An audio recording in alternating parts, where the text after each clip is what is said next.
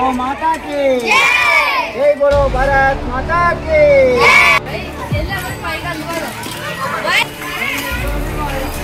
जय गो माता की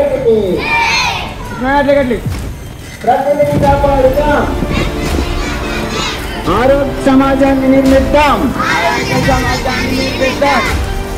మానవత్వంతో జీవిద్దాం సకల జీవులను రక్షిద్దాం ప్రకృతిని కాపాడుదాం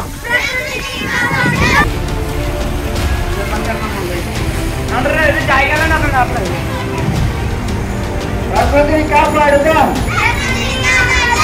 ఆరోగ్య సమాజాన్ని నిర్మిద్దాం పచ్చని చెట్లు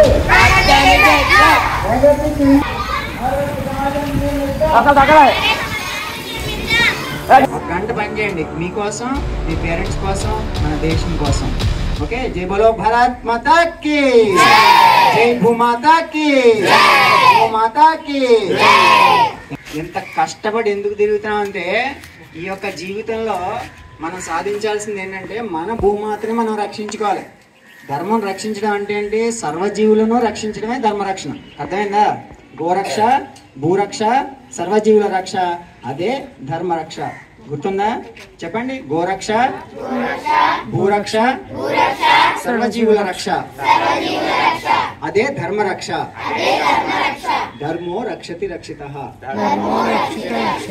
సో మనం అందరూ బాధ్యతగా స్వీకరించేది ఏంటంటే ఇటువంటి ధర్మాన్ని మనం కాపాడుకోవడమే మన ధర్మం అనమాట మనం ఎక్కడికో గుళ్ళోకి వెళ్ళి కొబ్బరికాయ కొట్టేసామని మాత్రం దేవుడు ఏమో వరమిచ్చాడు మనం చేయాల్సిన బాధ్యత మనం చేయాలి మన బాధ్యత మనదే అర్థమైందా కాబట్టి ఆ బాధ్యతను స్వీకరించండి మీరందరూ కూడా చక్కగా ఫ్రెండ్స్ కూడా ఆదర్శంగా ఉండాలన్నమాట మిమ్మల్ని చూసి ఎంతో ఆశ్చర్యపోవాలి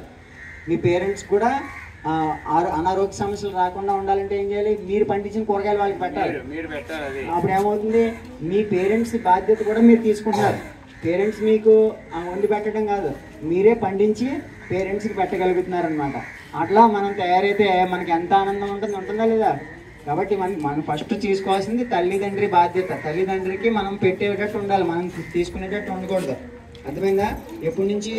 5th క్లాస్ 6th క్లాస్ నుంచే మొదలు పెట్టాలి అదంతా కార్యక్రమం కాబట్టి మీరు అందరూ ఆల్మోస్ట్ హై స్కూల్ పిల్లలే కదా మీరు అందరూ తప్పనిసరిగా ఈ బాధ్యత స్వీకరించండి చాలా సింపుల్గా చేసే పని ఇదంతా అందరూ 1 గంట రోజు గార్డెనింగ్ చేయాలి అందరూ అదే రియల్ ఎడ్యుకేషన్ అనమాట మనం ఎప్పుడైతే మనం పండించుకుంటామో దాంట్లో ఎంతో సైన్స్ నేర్చుకుంటారు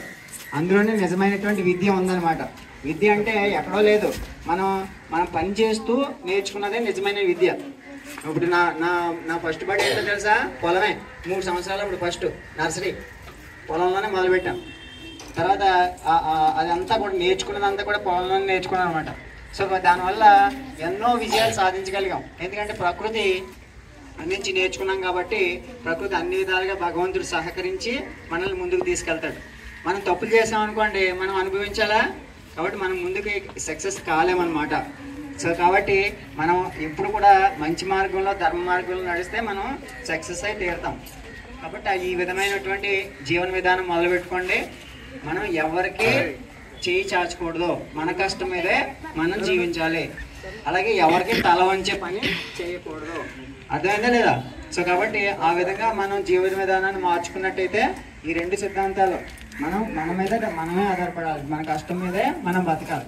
అర్థమైందా మనం ఏదో వచ్చి చదివేసుకుంటున్నాం అంటే సరిపోలే బాగా చదువుకోవాలి దాంతోపాటు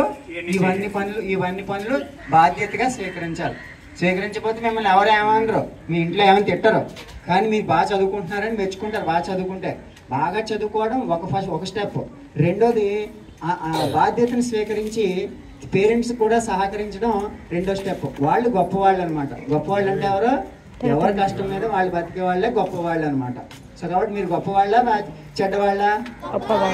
సో మీరు అందరు కూడా మరి మీ కష్టం మీద మీరు బతుకుతారా రేపటి నుంచి కష్టపడి 1 గంట పని చేస్తారా